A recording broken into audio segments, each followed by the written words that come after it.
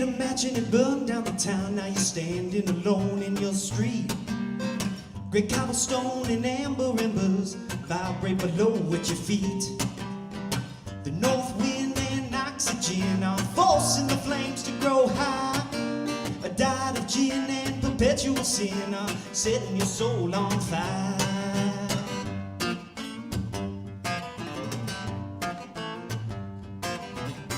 Light the stove, watch it heat the coal. Wait for the kettle to scream. Chamomile and dried orange peels start coming alive in the steam. Ghosts from your past and high-pitched laughs are simmering deep in your brain.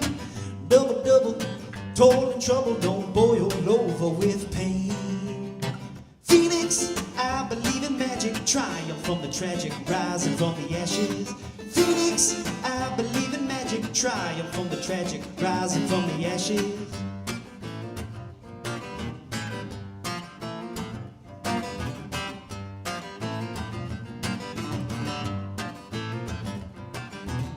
A fist fight by candlelight, remember that you once were warned. A left eye that's stitched in a fat bloody lip, oh, now you are battered and torn. 1, 2, 3, 4, can you take more, or are you down for the count? It's burning your brain, this fire from within, and the temperature's starting to mount. Phoenix, I believe in magic, triumph from the tragic, rising from the ashes. Phoenix, I believe in magic, triumph from the tragic, rising from the ashes. Burn, burn, burn it on down. Burn, burn, burn it to the ground. Burn, burn, take the crown. Burn, burn, burn it on down.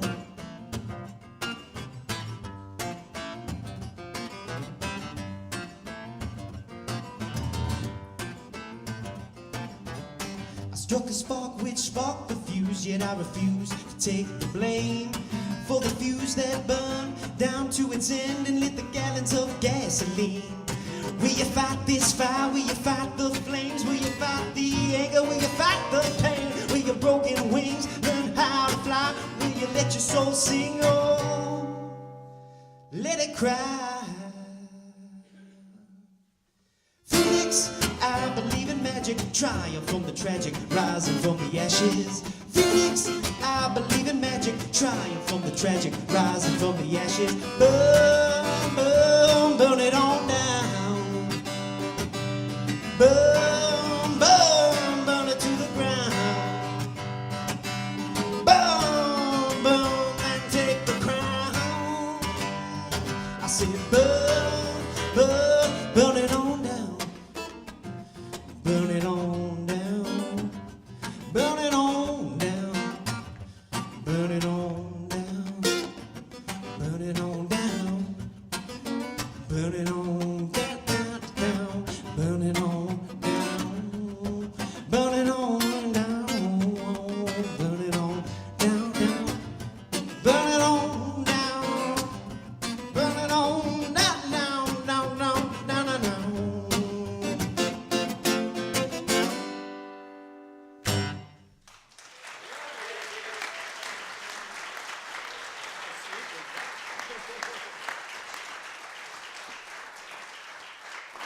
Friends, this is the day that the Lord hath made. Let us rejoice and be glad in it. Please stand now as we join together in singing our community song. Backed by popular demand.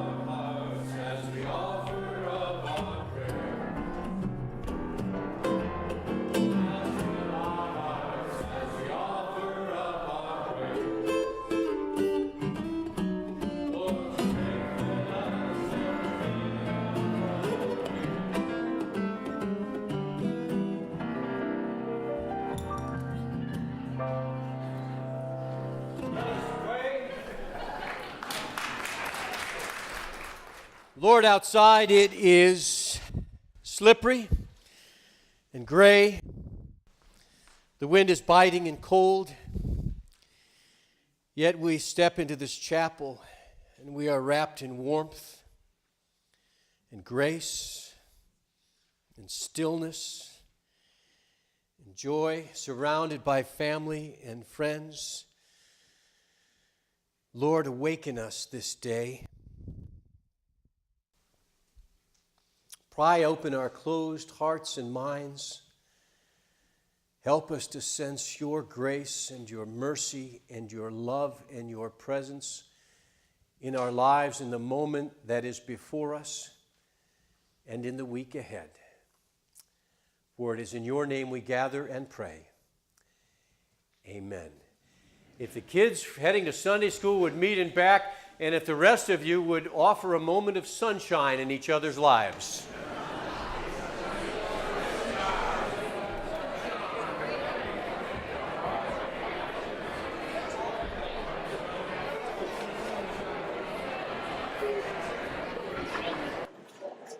Good morning, and welcome to the Community Church of Lake Forest and Lake Bluff. We especially welcome those of you who are guests or with us for the first time. We're here every Sunday morning for a few more months at least till we head to the beach in the middle of May. And if you are a guest or with us for the first time, we'd love it if you'd take a moment to leave your name on the back table and send your email our way, and that'll give us a chance to send some community church propaganda your way and let you know about all the good things going on. Also, during this time of announcements, it's when I come clean and make you aware of all the mistakes I made in the bulletin. One of which is announcing that it's Mike McCaskey, not Brian McCaskey, who is joining us for the men's dinner. Brian will be there.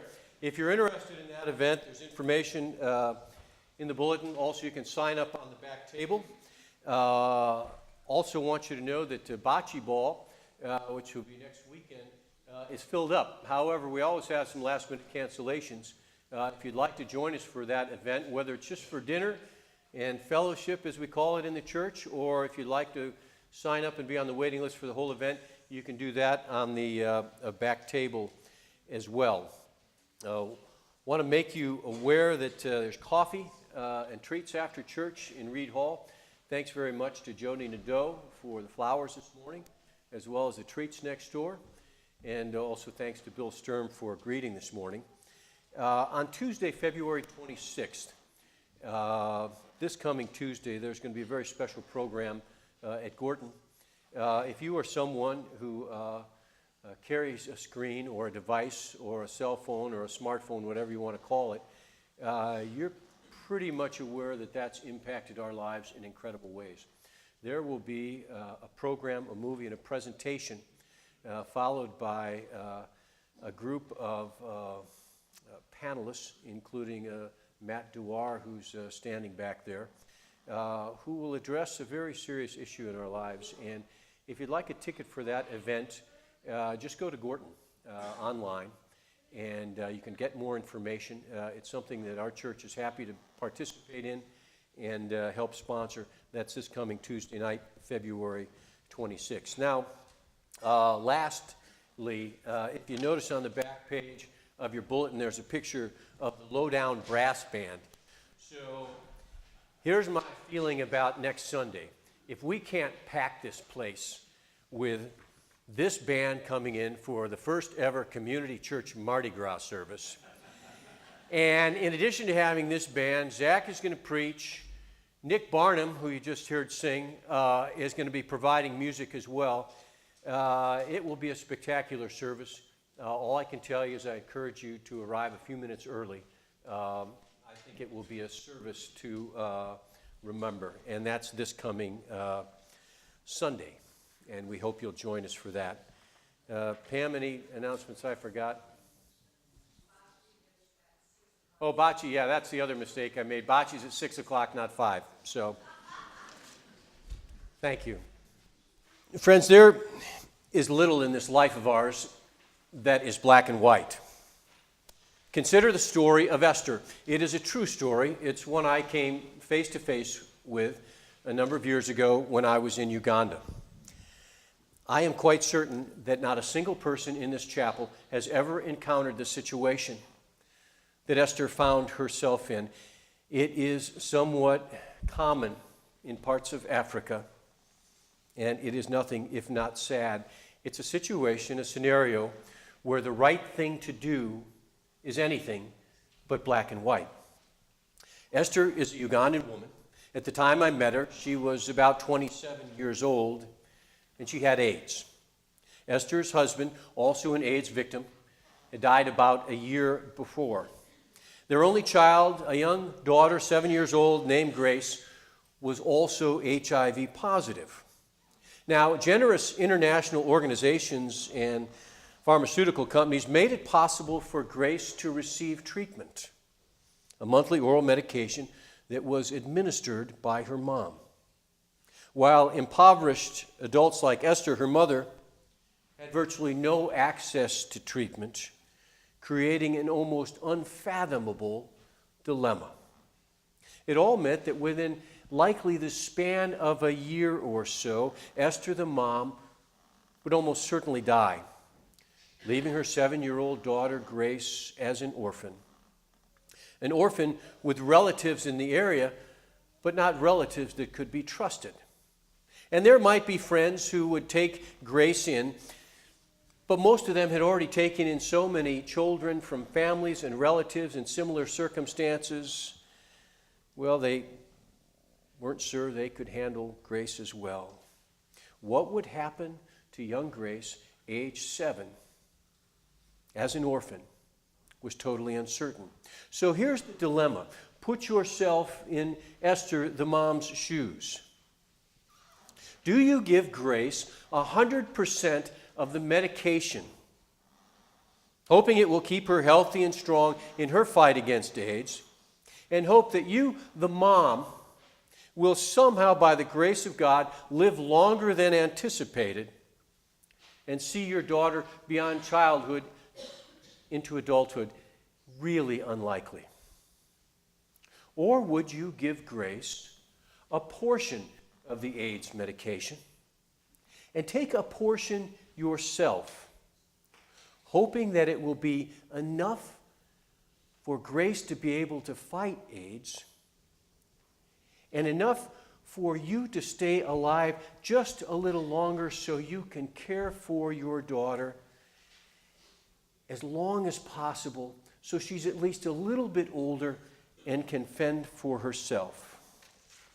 What would you do? While extreme, it is a real-life example of how our world is not black and white. To see the world as black and white is to live within the contours of extremism. And while curious to me, so many in our world see everything as black and white, from farmers in Princeton, Illinois, to tech entrepreneurs in Austin, to media magnates in New York City. They see the world as these crystal clear divisions of black and white. Everything is right or wrong, good or evil, yes or no, always never, black or white. It's all that simple. Many in our culture see those holding black and white worldviews, as the Reverend Byron Williams writes about. Those who see life as black and white, they're the strong ones. They have the courage to stand up for what they believe in. They're willing to go to the mat. The problem, though, is this: that anyone who's paying attention to their life knows that the world we live in is nuanced and gray.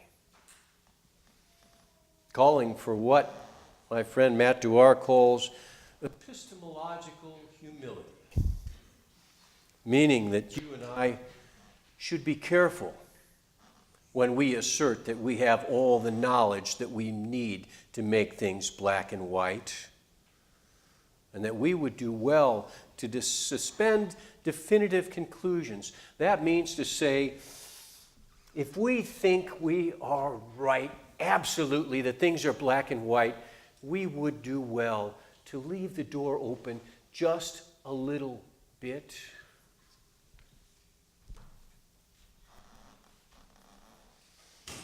The world is nuanced and gray, at least that's the world I experienced living side by side with all of you. And what that means is that in our lives, we can't rely on laws to try to make things black and white. What we need to live healthy lives are values, not superficial political correctness, but genuine values, to have a framework to live healthy and meaning-filled lives. And you know what? That is one of the primary roles of faith, is to provide those values. From birth to death and everything in between, life is almost never black and white. It's almost always gray. And as Jussie Smollett reminds us, there's almost always more to the story, right? Like the story of Esther in Uganda. I told one person that story upon my return from that trip. And I shared that Esther had made the decision to take some of that AIDS medication for herself. My friend's response was, "That is so wrong." Not taking the time to understand that while Esther's actions were debatable, they were driven by a singular desire to extend the time until her daughter was orphaned and pushed alone into a culture rampant with deviance and abuse. To see the world as black and white is to allow intellectual laziness to become the default in our lives. In a moment, a challenging local story. It's clouded by shades of gray. There's a hymn perfect for this morning, I think, that I'd like for us to stand and sing. If you please turn in your bulletin to the hymn as we sing 3 verses of Amazing Grace. Please stand.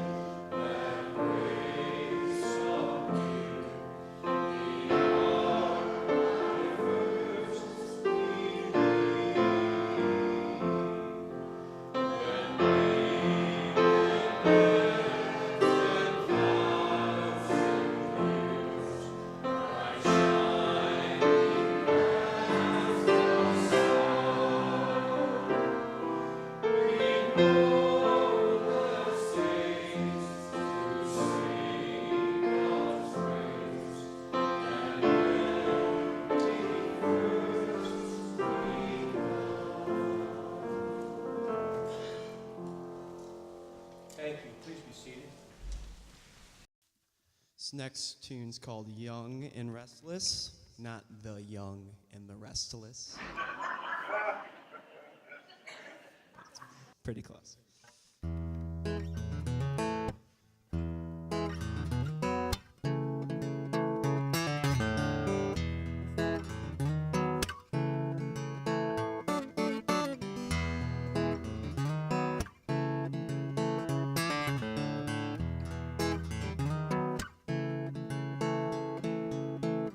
Young man in the back row, sinking so low, you're gonna break your mother's back, not to mention your own. I hear you whistling a new tune at the old moon. Shut up and let your brothers rest. What is it you're up to? Go to the office, go to your room. You're always getting in fights with the other boys and girls. Young man thinks he's too cool for grade school. That's why he never went back. He just kept on running away. Young and restless, you get carried away. You get carried away. Young and restless, you get carried away. You get carried away.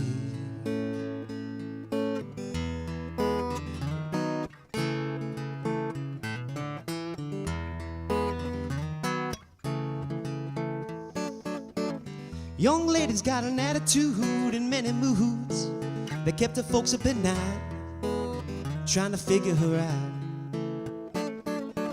She screams life ain't fair, pull the other girl's hair, and kicks a teacher in the shin, trying to figure me out. Brush your hair, say your prayers.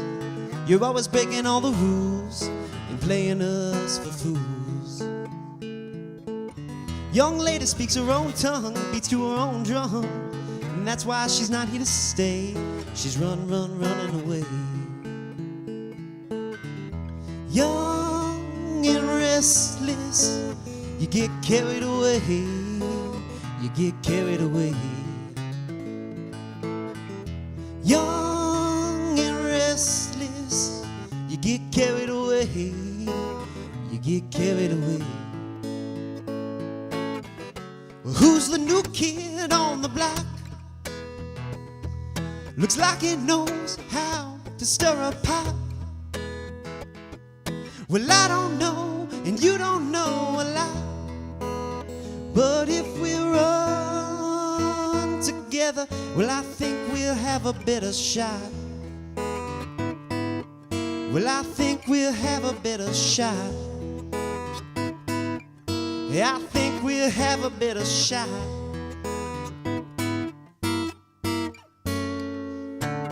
Young Bonnie and Clyde took a ride in the neighbor's Cadillac, and they never came back. They kept their heads down, didn't make much sound. They fended for themselves, and they covered their tracks. I seen them on the tube in some high-speed pursuits. You know they started robbing banks, and they never got caught. Young Bonnie and Clyde lived their lives, making their own rules and playing us for fools. Young and restless, you get carried away. You get carried away. Young and restless, you get carried away. You get carried away.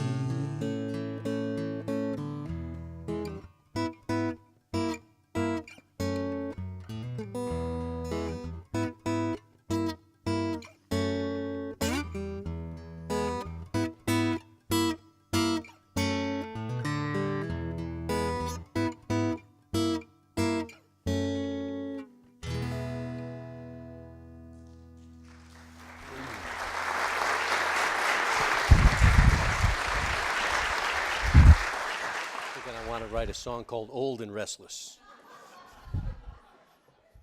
Our scripture passage comes to us from the Gospel of Matthew, chapter 5, verses 38 through 42. For many, it will be a familiar passage.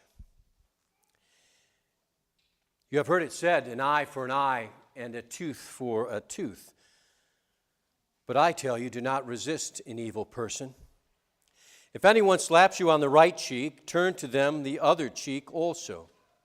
And if anyone wants to sue you and take your shirt, hand over your coat as well. And if anyone forces you to go 1 mile, walk with them 2 miles. Give to the one who asks to you, and do not turn away from the one who wants to borrow from you. Let us pray. Almighty God, may the words of my mouth and the meditations of all our hearts be acceptable in your sight. For, Lord, you are the rock of our lives, and you are our Redeemer. Amen. 2 weeks ago, last Friday, Lake Forest High School Assistant Athletic Director Chris Moorhead, 56 years old, formerly the athletic director and a teacher at the Lake Bluff Middle School, was arrested and escorted from Lake Forest High School and taken to the Lake County Jail, where he was released on a $20,000 bond. Now, in the interest of transparency, I've known Chris for over 20 years. I've known his father longer than that. In the last few years, Chris and I and Fred Cook and a few others have worked closely together for Net Gain, which was the charity that we created helping out both Orr High School and their student athletes, as well as benefiting our own student athletes. Chris was the guy at Lake Forest High School who made things happen, and he absolutely is a friend. And to say that I was baffled and dumbfounded when I heard that he had done something so wrong as to be escorted from the high school to the county jail, that falls short, because I absolutely, like many of you, was shocked.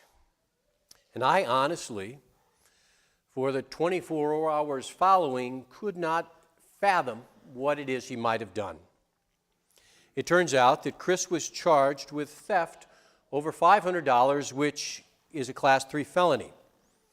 You see, money from the school intramural fund was in his care.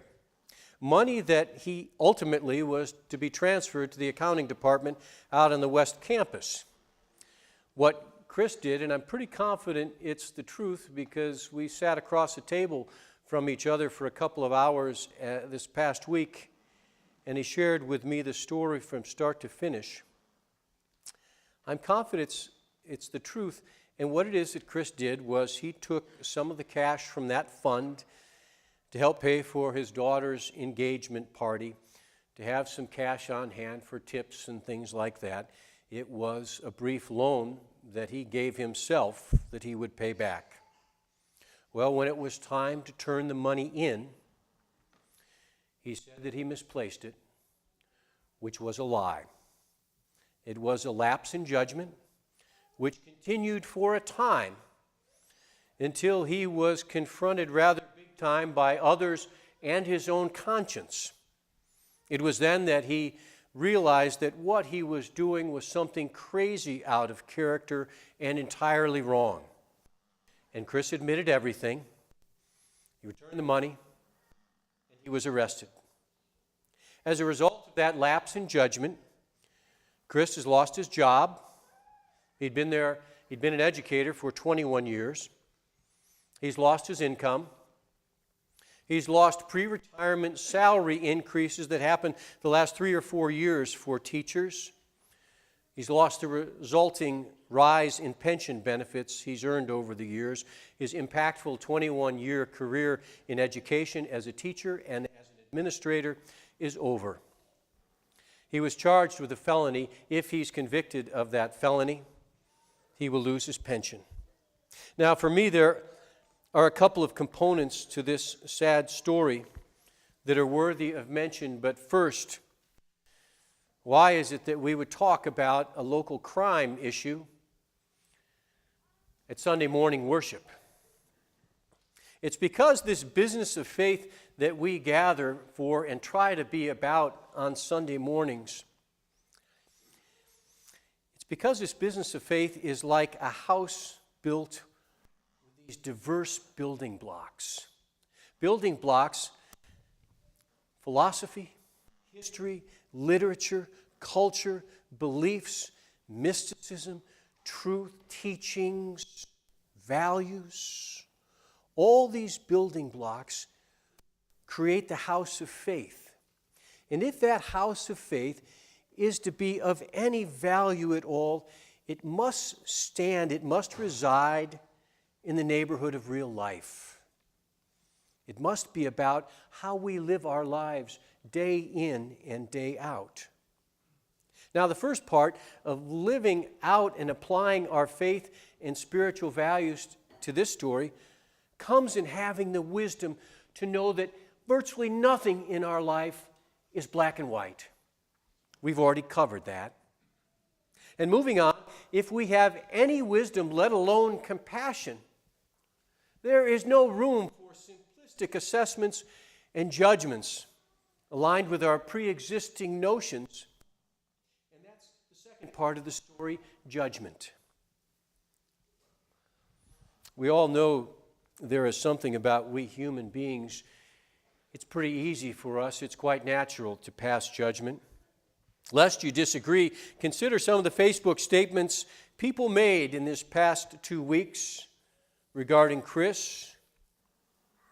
With the money those teachers make these days, why would he have to steal anything? Lock him up.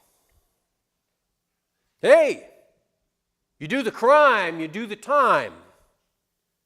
Or the face-to-face encounter I had with someone this last Friday morning who said, hey, we all should live within our means, and if he can't and he steals, he should go to jail. Well, Jesus had a story to tell about people who pass judgment. A group of 30 or so people had gathered to judge a woman who had been caught in adultery. In the day of Jesus, 2,000 years ago, that was a crime punishable by stoning. Can you imagine for a second how horrific a way to die that would be? With a proper sentence for a woman, stoning, who was found with a man not her husband. And so picture 30 or so people gathered around a woman who is on the ground. She's kneeling down. She assumes that she is about to be stoned until she dies. And just as people have their arms ready and they have stones ready to pelt her until she breathes no more, there's a lawyer who sees an opportunity to trick Jesus.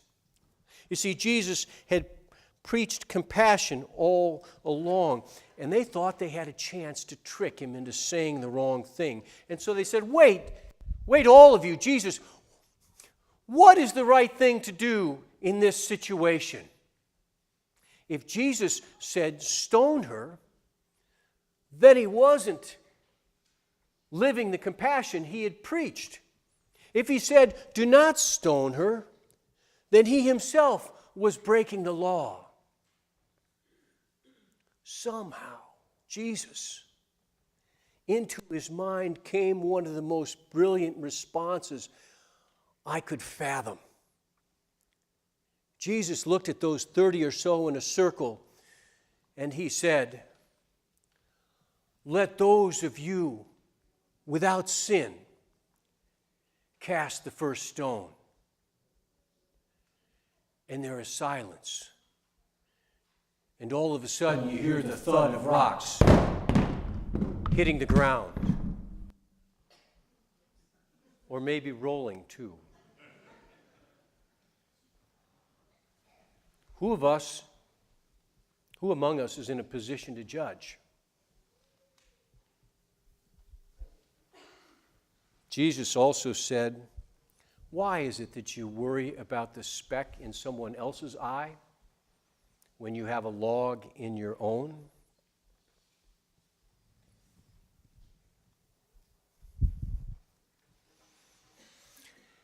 Friends, we will always have opinions and feelings. That's human. But taking it to the next step and thinking that any of us are in a position to judge Chris Moorhead or anyone else, that's just not any of our business if we're serious about following the way of Jesus.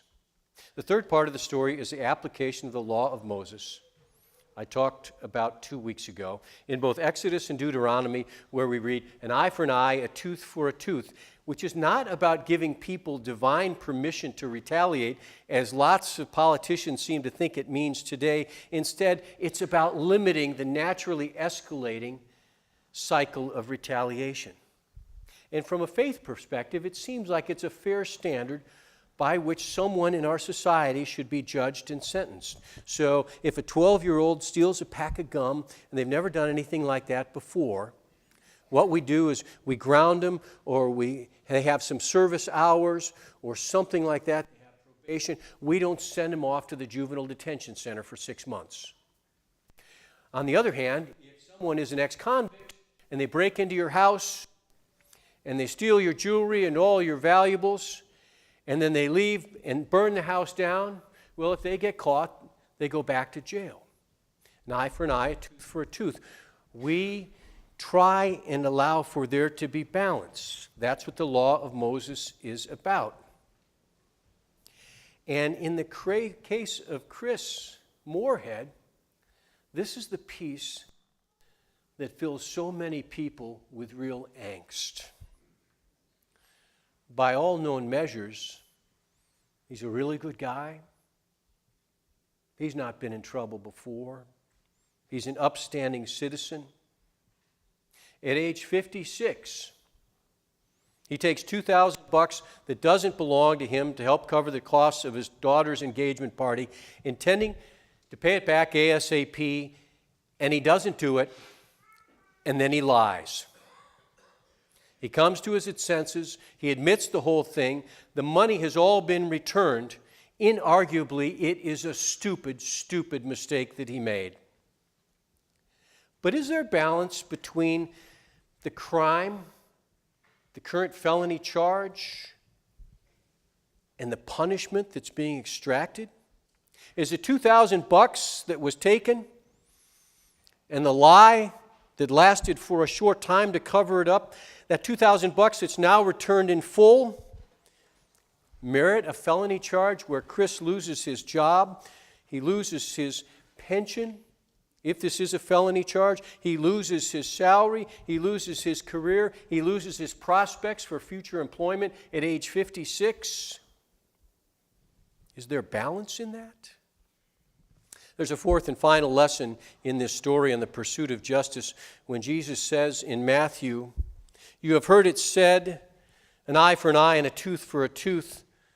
But I say to you, do not resist the one who is evil. And if anyone slaps you on the right cheek, turn to them and offer your other cheek as well. And if anyone would sue you and take your tunic, give them your cloak as well." And while there are multiple ways to interpret this passage, Emmett Fox's version makes the most sense, as he offers what Jesus is saying when he talks about an eye for an eye and a tooth for a tooth. What Moses says is about it as well. Or what Jesus is saying is that there is a higher standard, a higher way, the ultimate way when possible.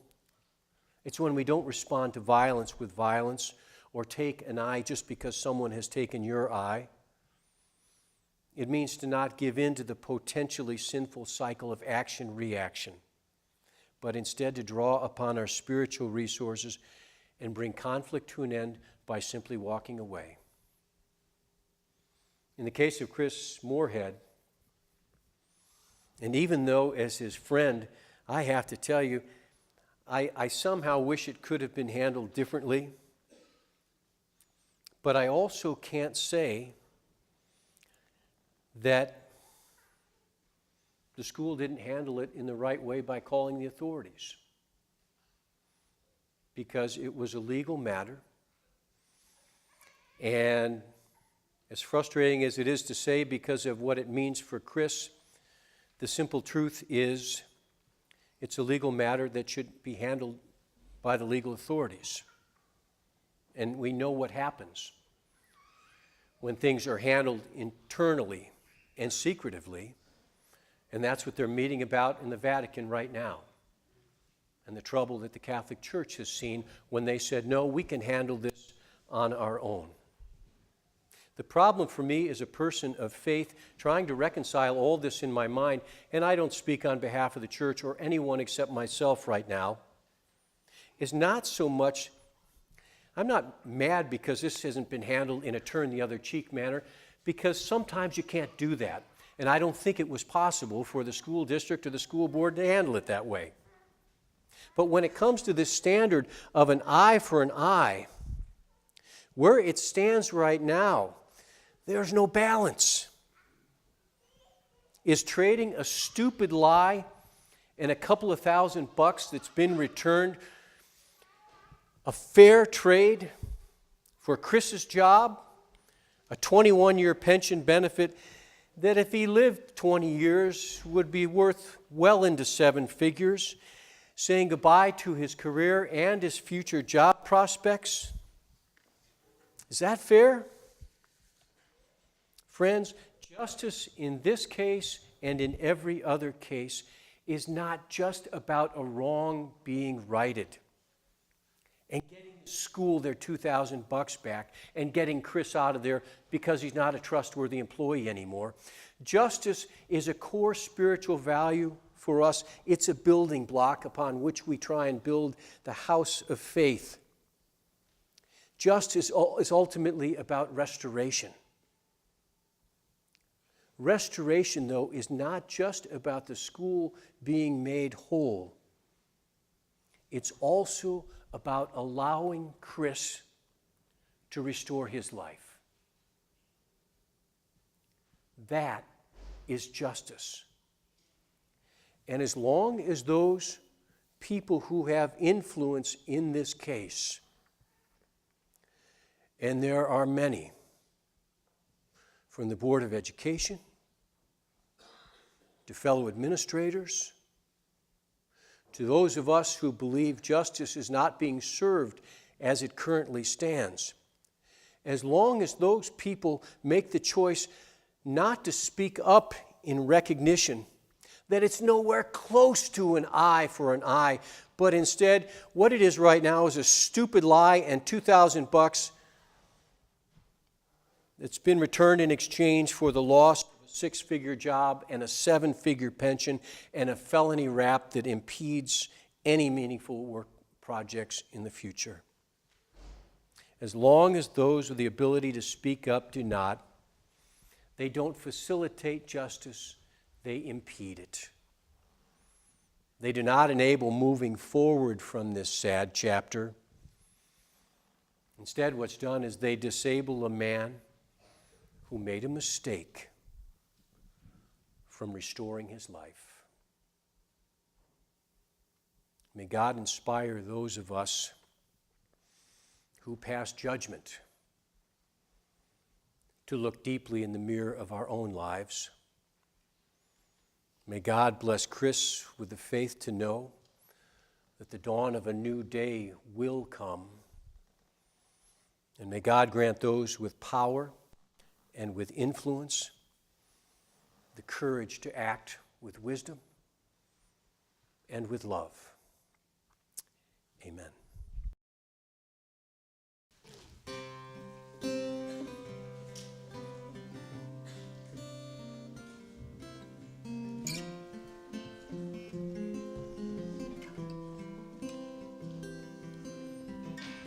Don't wanna be an actor pretending on the stage.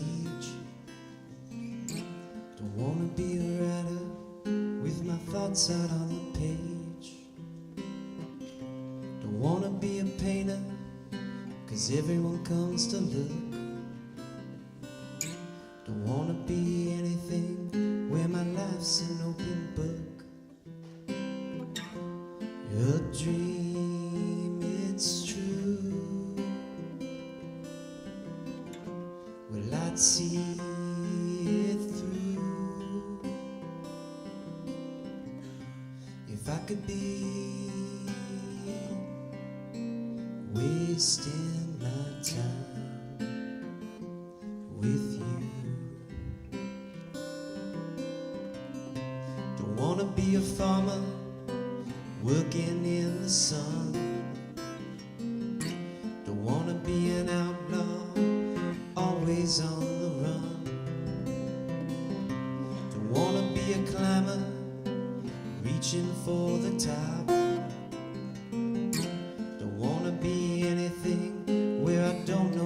to stop. A dream, it's true, but I'd see it through if I could be wasting my time with you. So if I'm inside your head, don't believe what you might have read. You'll see what I might have said. To hear it, come waste your time with me. Come waste your time with me.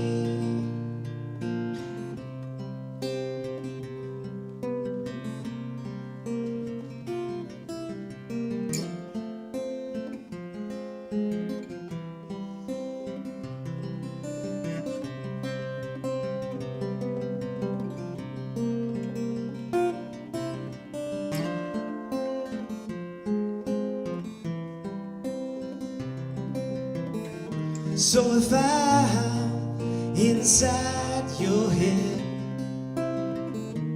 don't believe what you might have read. You'll see what I might have said.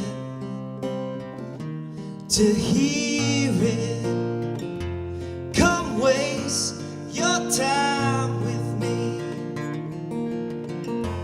Come waste your time with me.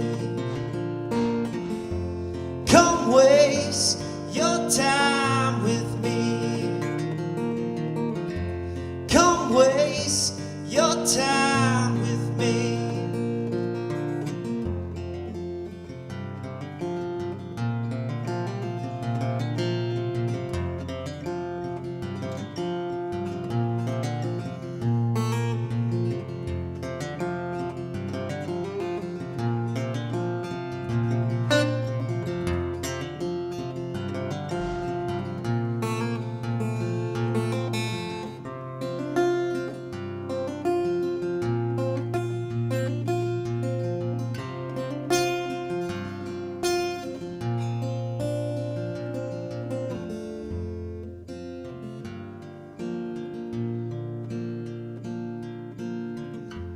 Come waste your time with me.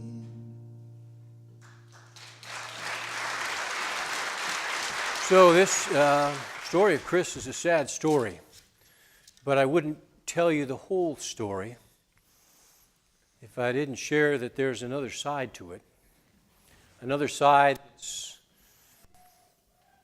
a young man named Wesley Ingold, a student at the high school, who starts a GoFundMe page, and in the span of a week, with a $5,000 goal to help pay for things like legal expenses, has already exceeded that, and it's like $5,800 from a student. Or the fact that Chris shared with me and with others that he has felt more love and support throughout all this than he could even ever fathom in his life. So much love and grace and understanding has been extended to him. He was able to say, you know, as crazy as this sounds, Tom, this just might be a blessing in disguise. So much has he learned from this struggle. Friends, Robert Kennedy said, following the death of his brother, the President John, that tragedy is a tool for the living to gain wisdom. The question for each and every one of us is, in this sad story being played out in our community, what is the lesson for you? What is the lesson for me? sit tight as we enjoy a closing song, and then we'll have our benediction.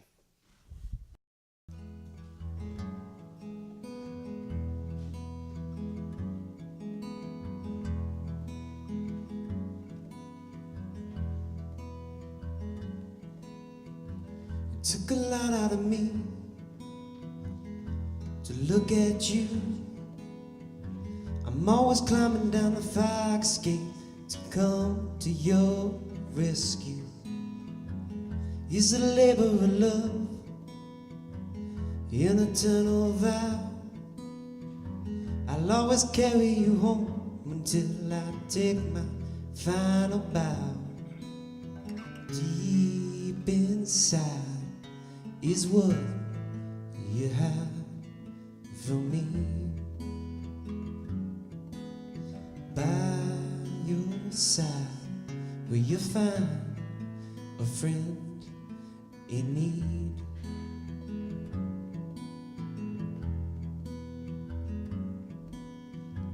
Here's a kick to the dirt, here's a kick to the grass. Here's a long blooded beating that you take and wait to pass. You're one stubborn girl, rolling your eyes behind them curls. I'm always taking the back seat while you drive us off the hill. Deep inside is what you have for me. By your side where you find a friend in need, and that friend is me. A friend in need, and that friend is me.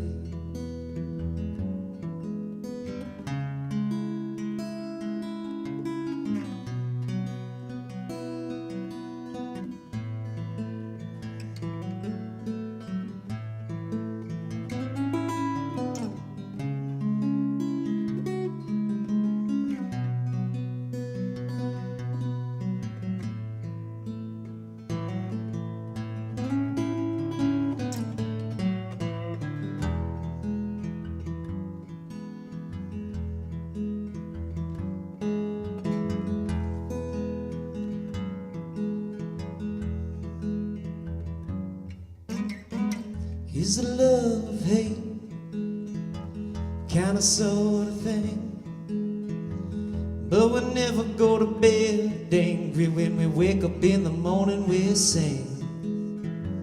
He's for all the marbles, he's to take the pot. Yeah, it's a world-winning test, and it's giving it all that you got. Deep inside is what you have for me. By your side will you find a friend in need, and that friend is me. A friend in need, and that friend is me. A friend in need, and that friend is me. A friend in need, and that friend is me.